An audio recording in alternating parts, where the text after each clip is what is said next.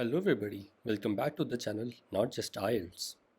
Today we are going to cover the second lesson of the section Grammatical Range and Accuracy. In this lesson, we'll start with the topic Parts of Speech. I understand that studying grammar can be really boring, but if we work on this section, we can easily add 1 to 2 extra points to our total band score. I don't want to overwhelm you with all the grammar rules in just one go. So what we are going to do is we will have bite-sized videos so that you can understand the topic being discussed without losing your interest. Alright, let's jump into the lesson, parts of speech. You might already be aware that there are 8 parts of speech.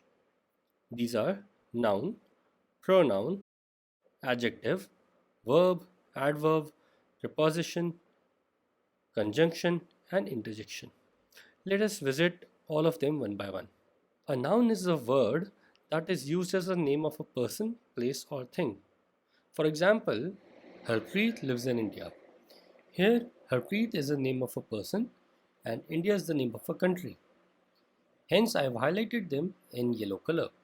These are the proper nouns. We'll come to the classification of nouns a little later in this chapter. The second part of speech that we have is pronoun. It's a word which is used instead of a noun. For example, Harpreet is a brave boy. He is 8 years old. Over here, the word he is substituting the word Harpreet. He has been used as an alternate to refer to the boy called Harpreet. Hence, he is the pronoun over here. Next is adjective. It's a word which is used to add something to the meaning of a noun. For example, he is an intelligent boy. So it is describing the quality of the noun. Boy over here is a noun, common noun, and intelligent is the word which is adding to the meaning of that noun. It is telling us what kind of noun it is. Let's take another example. India is a big country. So country is the common noun over here, but big is the adjective. It tells us what kind of noun it is, right? What is the quality of this noun? Next that we have is a verb. Verb is used to express an action or state. The example for this word is he is playing with his friends. The word playing, it's the ing form of the word play. Play is an action word. It depicts an action. An adverb is a word that is used to add something to the meaning of a verb, an adjective, or another adverb. I've listed 3 examples over here. She drives carefully. The baby is very beautiful. She spoke really softly. She drives carefully. The word is carefully. How does she drive? She drives carefully. How does she perform that action? She performs it carefully. So you see it is adding something to the action, to the verb that she drives carefully. The second example is the baby is very beautiful. Beautiful is the adjective. It tells us the quality of the baby. The word very adds to the meaning of the adjective. The third example is she spoke really softly. Softly is an adverb. Let's remove the word really from here and repeat the sentence. She spoke softly. How did she speak? She spoke softly. Spoke is the verb, softly is the adverb. The word softly tells us how the action of speaking was performed. And then we are adding something more to the adverb over here by using the word really. She spoke really softly. I hope I'm clear so far. Let us look at the next category. Preposition. It's a word which is used with a noun or a pronoun to show how the person or thing denoted by the noun or pronoun stands in relation to something else. In simple words, it tells us how a noun or pronoun is related to something else. Right? For example, children are playing in the garden. Here, the noun is children, They are playing. Playing is the verb. What are they doing? They are playing in the garden. In is the preposition over here. Conjunction. It's a word which is used to join two different words or sentences. Radha and Riya are off to the market. The word and is joining Radha and Riya. So it's playing the role of a conjunction. Next we have is an interjection. It's a word that expresses a sudden feeling. For example, hurrah, we won the match. The word hurrah is the interjection over here. So now, since we have seen the parts of speech, let's move further and dive deeper into each one of them. Let's start with a noun. As I mentioned earlier, noun is a word that's used as a name of a person, place, or a thing. Let's look at an example. He lives in India. Now, India is the name of a place, hence, it's a noun. Let's look at the types of nouns that there are. First one is a proper noun. Proper noun is the name of a particular place or a person. We've seen this example earlier as well. Harpreet lives in India. In this sentence, we've got two proper nouns, Harpreet and India. Harpreet is the name of a person, India the name of a country. Then we have common nouns. Common nouns refer to a class or kind of persons or things. For example, Harpreet is an engineer.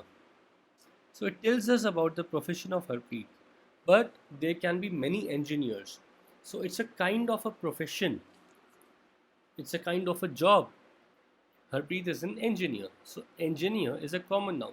Then we have collective nouns. As the name suggests, it's a collection, and this collection can be of persons or things. For an example, a cricket team.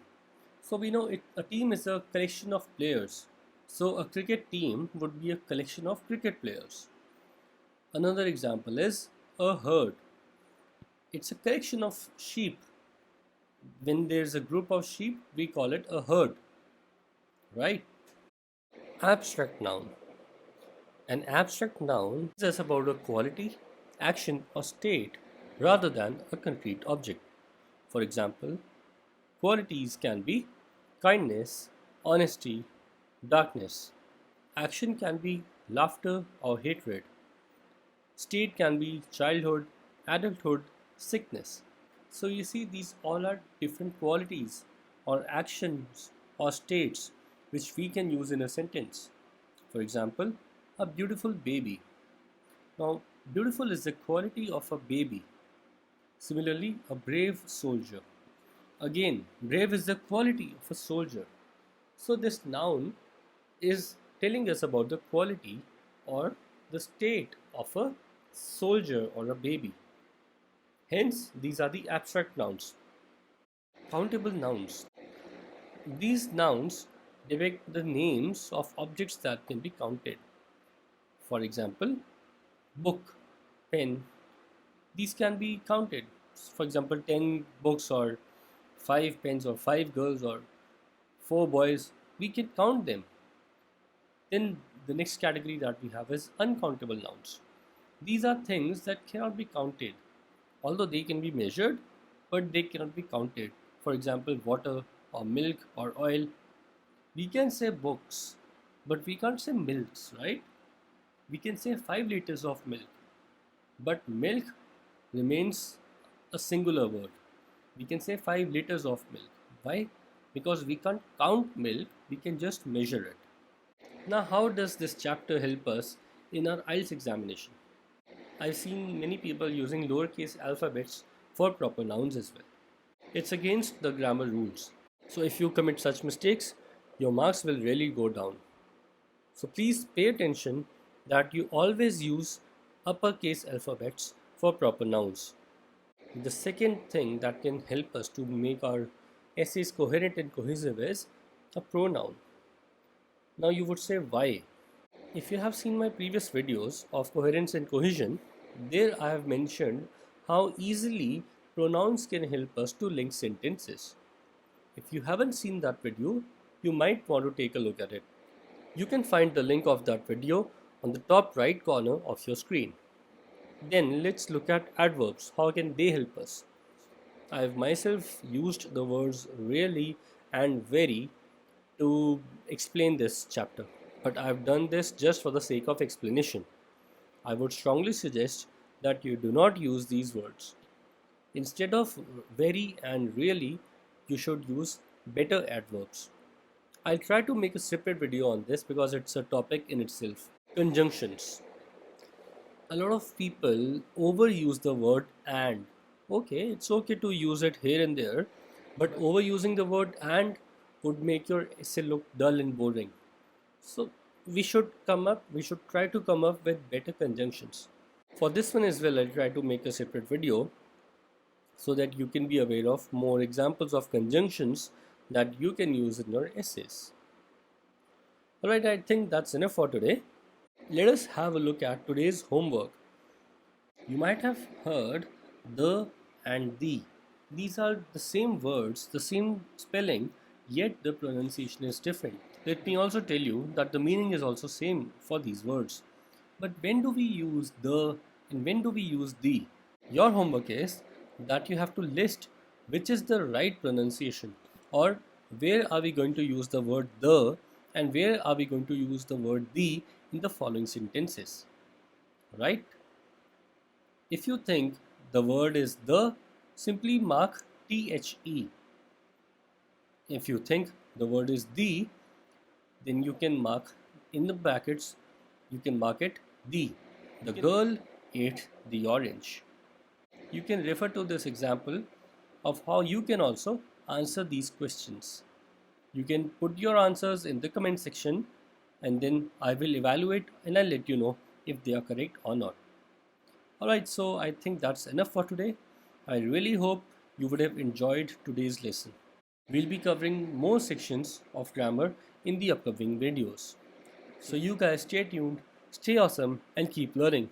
I'll see you in the next video. Till then, bye bye.